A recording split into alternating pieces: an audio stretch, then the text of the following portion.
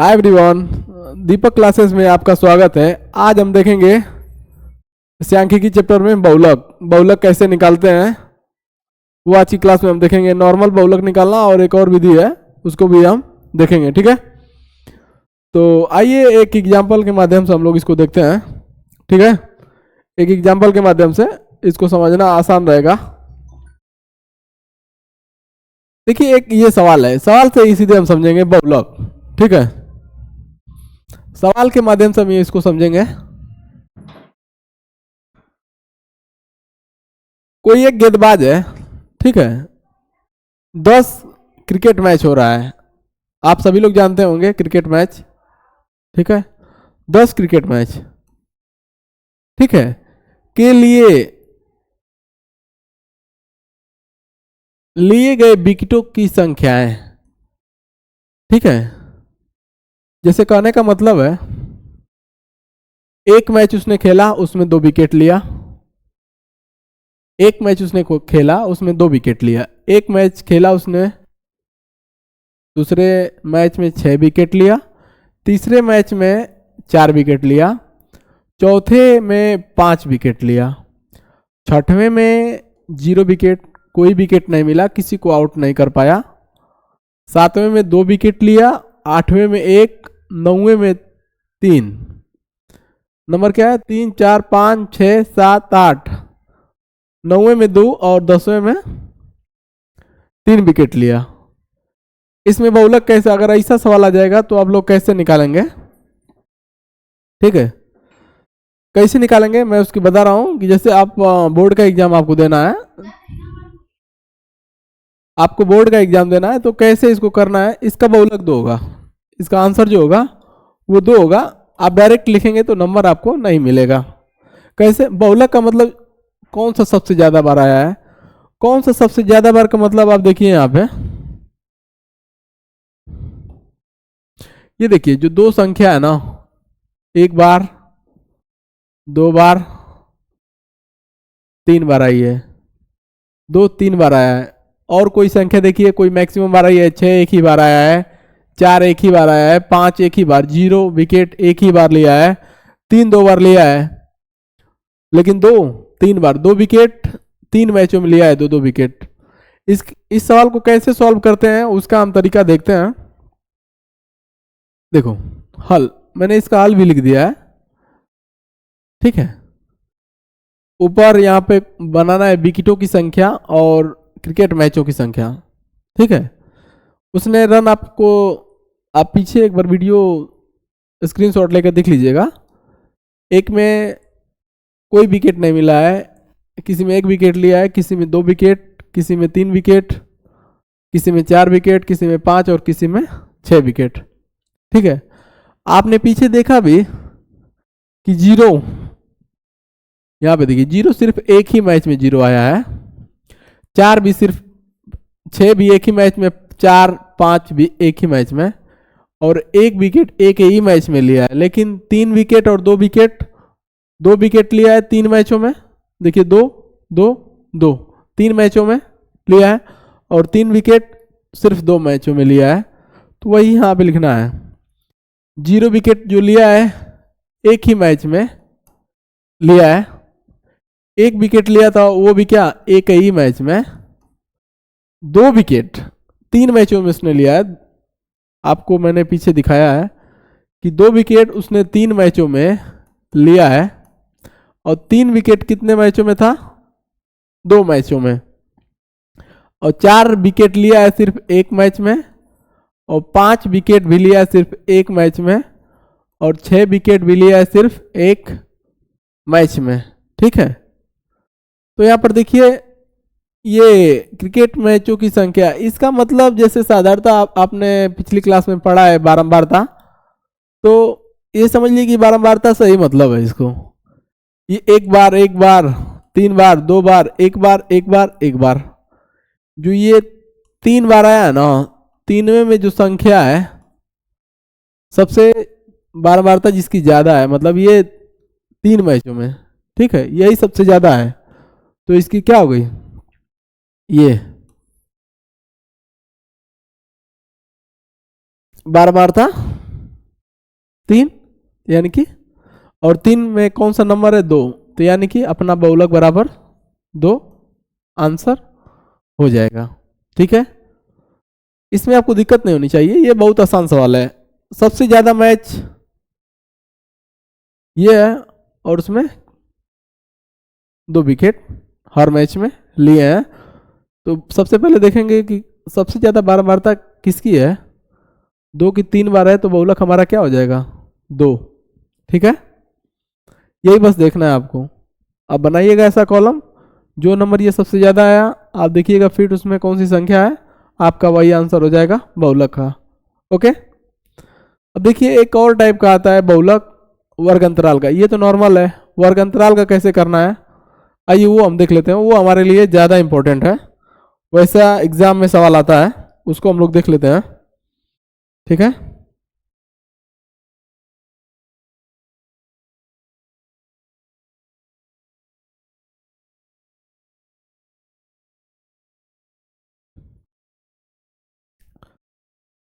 वो भी हम लोग, ये वाला इंपॉर्टेंट है यूपी बोर्ड के लिए। ये एल है आपका, L plus F1 minus F0 upon 2F1 minus F0 minus F2 into H। ठीक है, और ये फॉर्मूला आपके लिए समझ लीजिए स्टार रहेगा, ये फॉर्मूला आप याद कर लीजिएगा तो आपसे सवाल बन जाएगा। सवाल में कोई दम नहीं रहेगा, अगर ये आपको याद है तो आप सवाल तुरंत लगा लेंगे। और थोड़ा सा ये आप नोटिस कर लीजिएगा कि F1 क्या है, F0 क्या, मतलब F0 क्या है, और F2 क्या है, H क्या है, और हमारा L क्या है। ठीक है, तो मेरे सारा का स्पेसिफिकेशन यहाँ पर लिख रखा है, आप स्क्रीनशॉट ले सकते हैं। ठीक है, अब देखिए L यहाँ पर बहुलक वर्ग की निम्न या निचली सीमा है। जैसे निचली सीमा कहने का मतलब मैं बता देता हूँ, ये 3 से 5 कोई अगर वर्ग अंतराल आ गया ना, तो ये होता है आपकी निचली सीमा। ये निचली सीमा होती है, और ये कौन सी होती है ऊपरी। ठीक है, और H क्या होता है, L बता दिया आपको, H क्या होता है वर्ग अंतराल की माप। जैसे ये 3 से 5 है ना, तो बोल दिया जाए इसकी क्या हो जाएगी वर्ग माप 2 हो जाएगा। डिफरेंस इसका 3 से 5 का डिफरेंस कितना है 2, तो क्या वर्ग माप हो जाएगा 2। ठीक है, H का मान। अब देखिए F1 बहुलक वर्ग की बारंबारता, अभी मैं बताऊंगा आपको बहुलक वर्ग की बारंबारता क्या है। इसको एक सवाल से समझ लेंगे। F0 बहुलक वर्ग से ठीक पहले वर्ग की बारंबारता, ये भी हम अभी देख लेंगे। ओके, और F2 क्या है, ये ठीक बाद की बारंबारता है। इसको एक सवाल के माध्यम से हम देखते हैं, बहुत आसान है, आप देखेंगे तो आपको समझ में आ जाएगा।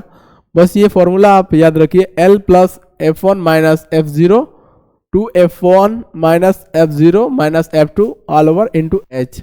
ओके, ये आप फॉर्मूला याद रखिए, और इतना याद रखिए कि L क्या होता है बहुलक वर्ग की निम्न सीमा, H क्या होता है बहुलक वर्ग माप। ठीक है, F0 क्या होता है बारंबारता से ठीक पहले की बारंबारता, और F2 क्या होता है जो बहुलक का बारंबारता है उसके ठीक बाद की बारंबारता। ओके, ये है, इसको एक सवाल के माध्यम से हम लोग देखेंगे। इस सवाल में दम नहीं है, बहुत आसान सवाल है, जो भी इसमें लिखा है आप देख लीजिए। ठीक है, आप इसको एक बार रीड कर लीजिए, और देखिए सवाल आपको ऐसा ही देगा, परिवार की माप 1 से 3, 1 से 3, ये आपका दिया है 3 से 5, ये दिया है 5 से 7, ये 7 से 9, और ये 9 से 11। ठीक है, अब देखिए आपका यही फॉर्मूला था, मैंने पीछे बताया अभी इसमें क्या क्या क्या होता है। ओके, इस सवाल में कोई दम नहीं है, एकदम कोई दम नहीं है, आप इसको मन लगा कर करिएगा, ये परिवारों की संख्या है।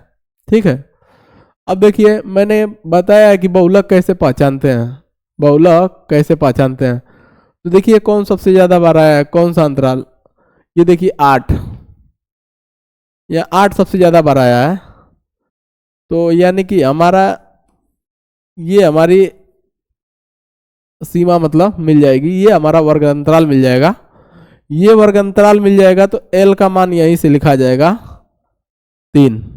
ओके, बहुलक वर्ग की निम्न सीमा, ठीक है, जिसकी बारंबारता सबसे ज्यादा होगी वो हमारा होगा बहुलक, ठीक है, यानी कि 3 से 5, जो भी हमारा आंसर आएगा 3 से 5 के बीच में फंस जाएगा। अब एल होता है निचली सीमा, यानी कि एल बराबर 3, और यहीं पे बोल दिया जाए वर्गमाप, तो एच बराबर कितना आएगा 2, कितना आएगा 2,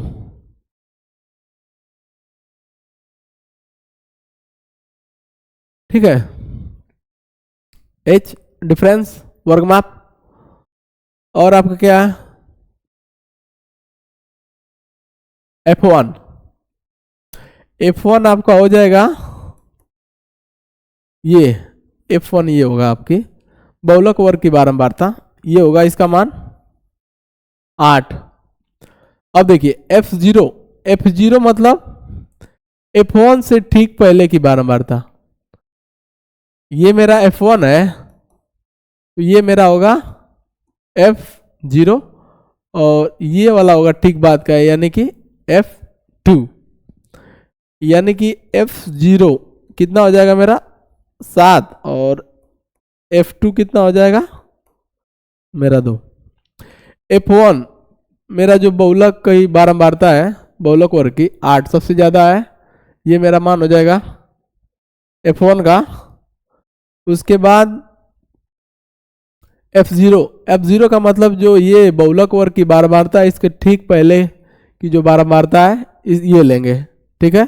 फिर उसके बाद F2, इस बारंबारता जो बहुलक वर्ग की बारंबारता है ये वाली, इसके ठीक बाद की बारंबारता हम लेंगे, जो कितना है F2 2 है, F0 कितना है 7 है, F1 कितना है 8 है, और जो बहुलक वर्ग की जो वर्ग अंतराल है ये 3 से 5 है, H का मान 2 है, डिफरेंस 5 माइनस 3, ठीक है, 5 माइनस 3 कितना आएगा 2, ये हो जाएगा मेरा H 2, ठीक है।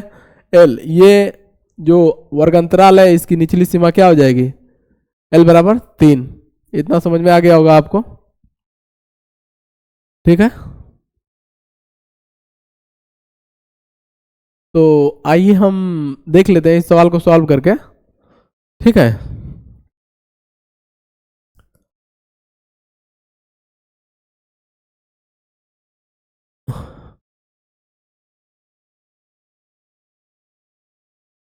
बहुलक बराबर क्या था L, एक बार आप देख लीजिए, यही है आपका L प्लस ये इंटू ये, आप ध्यान दीजिएगा L plus F1 minus F0 2F1